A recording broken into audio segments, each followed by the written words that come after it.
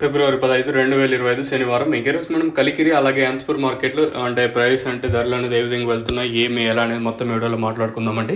అంటే నేనుతో పోల్చుకుంటే దిగుమతి ధర తగ్గిందా లేదా పెరిగిందా వీటన్ని వీడియోలో తెలుసుకుందాం. ముందుగా కలికిరి విషయం మాట్లాడుకున్న తర్వాత అనంతపురం వెళ్దాం.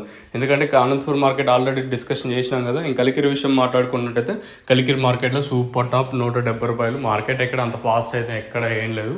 చాలా స్లోగానే జరుగుతుంది. అనంతపురం కానివ్వండి అలాగే కలికిరి మార్కెట్ కానివ్వండి.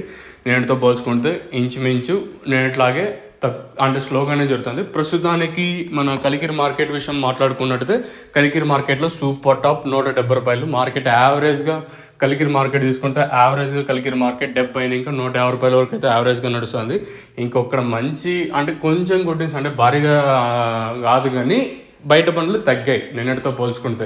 ప్రస్తుతానికి 5 బండ్లు అయితే బయట బండ్లు అయితే ప్రస్తుతానికైతే మన మదనపల్లి మార్కెట్లో అయితే ఉన్నాయి.